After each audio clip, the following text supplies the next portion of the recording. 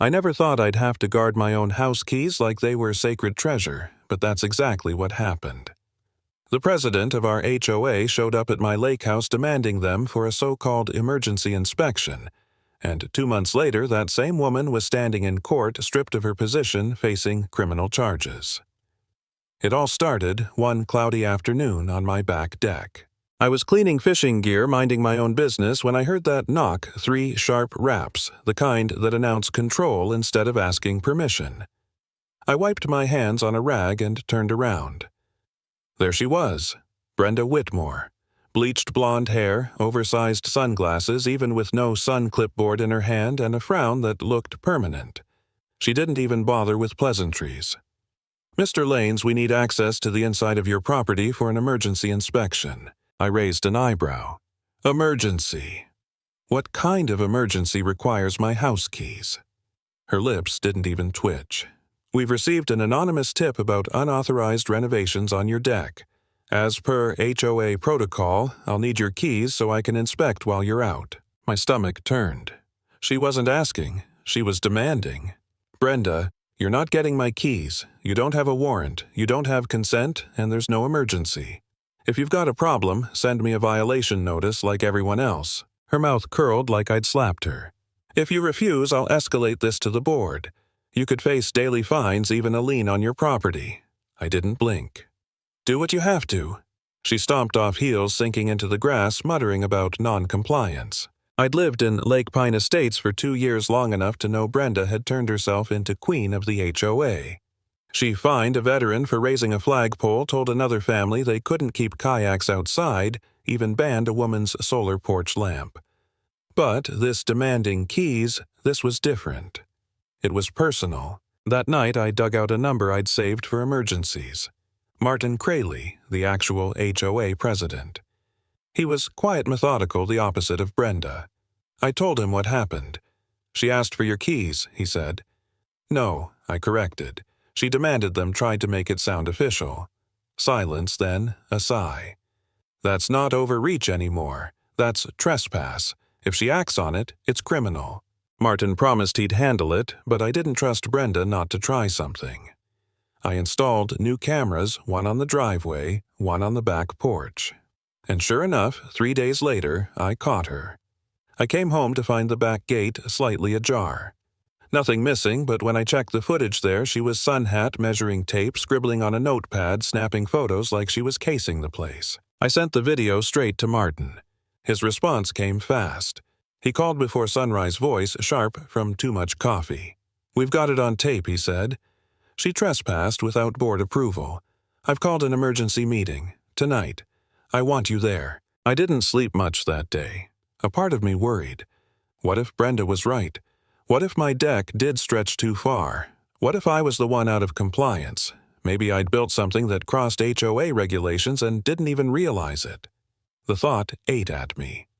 For a few hours, I even considered just letting it go, avoiding the fight. But when I replayed that footage, her creeping around my property like she owned it, my anger flared back. No, this wasn't me being wrong. This was her being a tyrant. By evening, the community center was packed. The air buzzed with whispers, everyone waiting for the showdown. I sat up front next to Dawn, a retired electrician Brenda had fined for installing a cheap solar lamp. Martin connected his laptop to the projector and the room fell silent. The footage rolled. Camera 1, Brenda ducking under my gate. Camera 2, pacing my deck, taking photos, jotting notes. No narration, just the images. When it stopped, Martin turned to the board. "This behavior violates Section 8, Paragraph 4. No board member may enter private property without consent or a warrant." She had neither. I stood, heart pounding. 2 days before this, she tried to force me to hand over my keys. Called it an emergency inspection. I refused. So she came back on her own. A murmur rippled through the crowd. One man stood. She fined me for leaving my grill uncovered, then said she'd waive it if I joined her beautification committee. Another woman shouted, she told me I couldn't have wind chimes, said they were a hazard. The board didn't even need to deliberate. The vote was unanimous. Brenda was removed effective immediately. That's when the door at the back slammed open. Brenda stormed in blazer crisp folder under her arm. She marched to the front, slapped the folder on the table. "What is this? An ambush." Martin stayed calm. "We just voted. You've been removed, effective immediately." "You can't do that without me present," she snapped. "You weren't invited," Dawn shot back. Brenda's eyes locked on me. "You orchestrated this." "I didn't move. You did this to yourself." She opened her folder, yanked out photos of my deck with messy notes scribbled across them. "That deck is extended past regulation length and I have documentation." Martin flipped through the pages. "This is inadmissible. You gathered it while trespassing. It's not only invalid, it's illegal." Brenda's voice rose. "I was the only one keeping this community in line. Half these people are violating rules." "You were harassing residents," another board member said flatly. "That's not enforcement. That's abuse." Brenda's face flushed red. "You'll hear from my attorney." Martin didn't flinch. "You might want to. We've already forwarded the footage to the sheriff's office." The words hit her like a slap. For a second, her mouth worked with nothing coming out. Then she spun on her heel and stormed out. The next morning, Deputy Holloway from the county sheriff's department called me in. I gave a formal statement, handed over the video files. He asked, "Has she ever done this before?" I told him everything about the fines, the threats, the way she leveraged power for favors. He scribbled in his notebook, frowning. "That's not just civil. That's coercion. Maybe even extortion." The investigation moved fast. Other residents came forward with voicemails, emails, stories. One man had a recording of Brenda threatening to revoke landscaping privileges unless he repainted his shutters.